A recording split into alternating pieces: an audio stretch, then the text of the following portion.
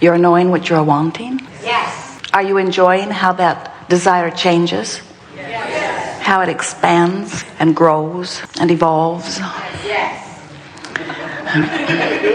And because you are so enthusiastic about your expansion, the expansion of your desire, do you understand that the expansion of your desire and the expansion of you is one and the same? That when a new desire hatches, you have expanded. So if when the new desire hatches, you feel really good, that means that you have expanded, and in your physical form, you have allowed the expansion.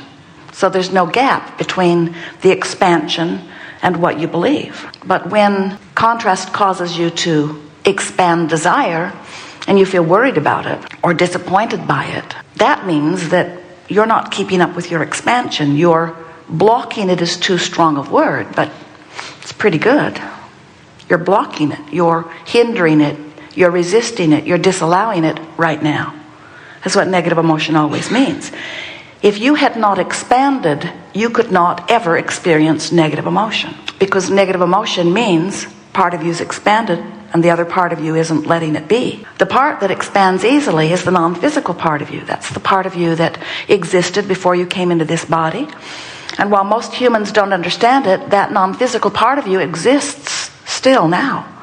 Sometimes you refer to that part of you as your soul. But humans commonly think of the soul was me before I came into my body, then there was me, and then the soul will be me after I leave this body. And we want you to understand that this inner being part of you, this source energy part of you, this vibrational part of you that existed before you came into this body, exists even while you were in this physical body. And that's where we stand. We are the vibrational aspect of that which is you. So when you understand that there are two aspects of you and they play off of one another, and that your emotions tell you how well you're playing, the better you feel, the more in alignment you are, the worse you feel, the more out of alignment you are, then you understand finally for the first time maybe your own guidance system. So why would you have guidance? Why would you want to keep up with who you were before you were born? Well, first of all, you were really smart. But it's not just keeping up with who you were before you were born. It's keeping up with who you have become vibrationally since you've been in this physical body. In other words, you are creator out here having exposure to life, which causes you to individually and from your selfish personal perspective or orientation to ask for improvement or expansion. And when you do, the larger part of you takes that expansion immediately. Whenever you ask for anything, whether you use words or whether you're just asking from your clear place of knowing what you don't want, so there's a compensating equivalent asking for what you do want. When life and contrast causes you to ask and therefore expand, the larger non-physical part of you does just that. Expands, becomes it immediately. So when you ask for something, if you could just turn in the direction of what you've asked for and see it as present tense, which is the way we see it, when you ask, we become what you've asked for, which means it is now done vibrationally. And sometimes, in fact often, our very practical-minded physical friends say, this vibrational mumbo-jumbo is annoying to me, because when I ask for something, I don't count it as done until it's parked in my garage, or until it's in my bed, or until it's in my bank. I don't count it until I see the manifestation of it. And we say, therein lies the problem and the basis of your disallowing of everything that you want. Because when you don't believe it until you see it, you hold yourself in resistance to it, so it cannot come.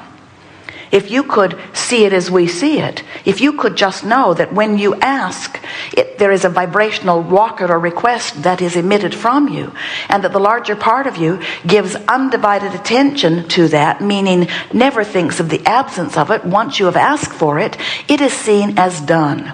So Source holds steady to the vibrational integrity of your request. But when you hold steady to the vibrational integrity of the lack of your request, because you say, where is it, where is it, where is it?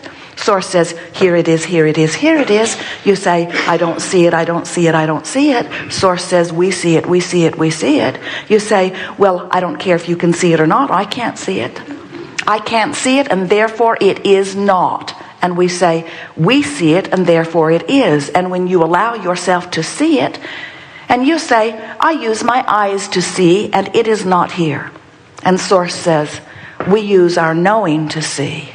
We know it. We feel it. We don't translate it into the visual. We translate it through the vibrational, and here it is. And that is what we want to assist you in understanding.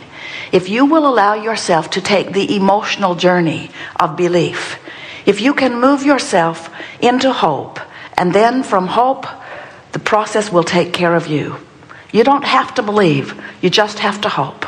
Because when you get into the vibrational frequency that is always present when hope is alive within you, you are in close enough proximity to the vibrational reality of that which you are wanting, that this vortex of creation where the larger part of you and everything that you have set forth vibrationally exists, that vortex of creation housing this vibrational reality that you have put there will bring you in. And when you are in the vicinity, which is what hope is, and the vortex takes you in, we'll talk more about the vortex so you'll get a keener sense of it. You'll know it even before you see it. You'll know it because you'll feel it. I feel that it is there. I feel the joy as if it is done. I feel the love of the lover I'm asking for. I feel the security of the abundance that I'm asking for. I feel the stability of the physical apparatus that I seek. I feel it. I feel it emotionally. I feel it emotionally, and because I feel it emotionally, I'm not blocking it vibrationally, and therefore the manifestation is being allowed by me right now in my moment of belief or expectation. That is the key to deliberate creation. Creation by default, all of you are creating your own reality. But most physical humans are creating their own reality by observing whatever is before them. So they observe wanted things and they feel pretty good, and they observe unwanted things and they don't feel good. They watch the television, they see things not wanted all around the world. They hear about an epidemic, they hear about a pandemic, they hear about a planet in peril, they hear about a financial debacle, they hear about a financial disaster. And when they focus upon it, because there it is, reality right before their eyes, when they focus in the direction of these things that are the opposite of what they want, of what they've asked for, of what they have really become, of who they really are, when you focus in opposition to who you are, you feel the separation between you and you, because you cannot have it both ways.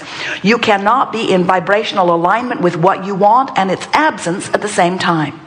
And when you are in vibrational alignment with the absence of what you want, even though you may be speaking the reality that you see before you, you're not speaking reality as it really is. You're speaking, hear it, past tense. Because what is manifested, hear it, oh, hear this, is old news. What's manifested is old news. It's old news. When you look back into the old news, you're depriving yourself of the expanded you that has already become. Now, realists will call optimists foolish. Oh, you foolish one. Instead of looking at the absence of what you want, like the rest of us do, you have the stupidity to look forward and believe in something you cannot even see. Don't you understand? They will tell you that medicine and science are based upon reality as it is. And we say that's why it's so slow to move forward. They have to keep croaking to let new optimistic ones hope a little bit. So when you understand that you are vibrational most, first and foremost, and that in your physical body, you are causing that part of you to expand. And in your physical body, you can feel whether you are in your physical body allowing the expansion or resisting the expansion. And your emotions are your indicator of that. Now, it has never been said more clearly, whether you heard it or not has to do with your proximity to who you really are. In other words, if you're in the vicinity of your vortex, everything that we say today will feel brilliant to you. You will leave here saying, That was the most brilliant on-target lecture or seminar that I have ever attended.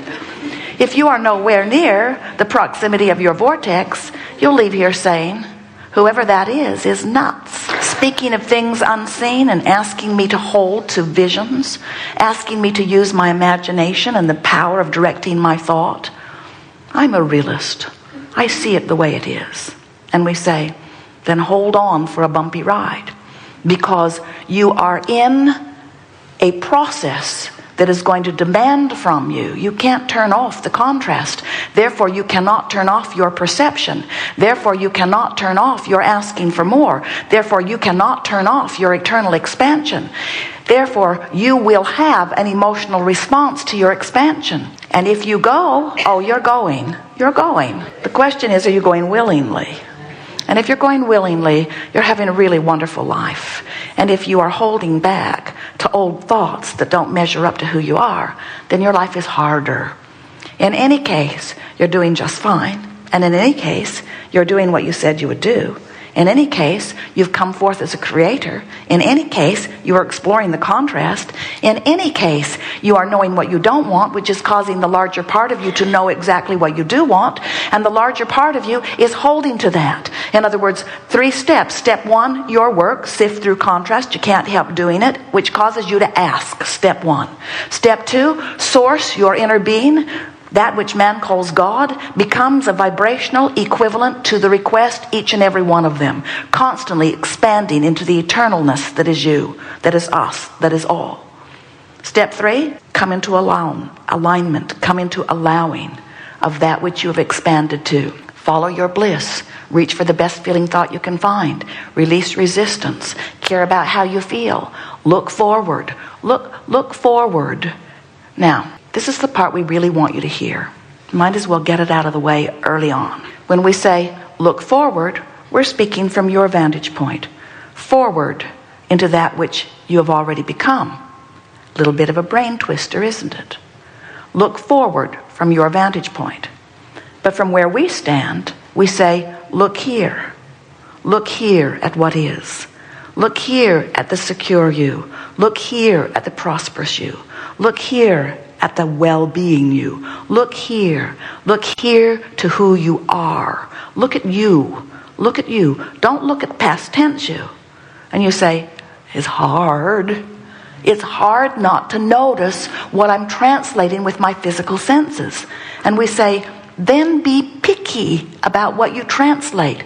Look into what you're looking at for the best that you can see. Find vibrational equivalent in what is now by your physical terms to what is now by your non-physical terms. Did you get that? In other words, be specific, be picky about the way you look. Look for what feels good. Look for things to compliment. Look for things to appreciate. Look for things to rave about, enjoy. Look for things to express your positive awareness of. Look for things to be optimistic about. And in doing so, you make peace with what is, and only in making peace with what is do you allow what really is.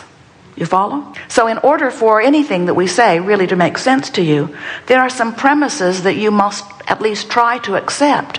Do you accept that you were source energy and therefore vibration and therefore not flesh, blood, and bone before you were born? Do you accept that that non-physical part of you that existed before you were born exists even now that you are in this physical body? Yes. So do you accept that a part of that consciousness equals the spirit or soul of that which is you, but the larger part of you remains as that which you call God, non-physically focused? Do you accept that the contrast of this time-space reality helps you to personally, individually, selfishly identify your own preferences? Do you accept that when you know what you don't want, that's the very best time for you to know what you do want? And do you accept that whether you speak it or not, it emanates from you vibrationally? And do you accept that Source knows what you mean? When you know what you don't want, you know what you do want. And here's an important thing. Do you accept that Source, who is pure positive energy, who is only positively oriented, who is always in the vortex, when you know what you don't want and therefore know what you do want, do you trust that the source part of you holds to the I know what I do want part?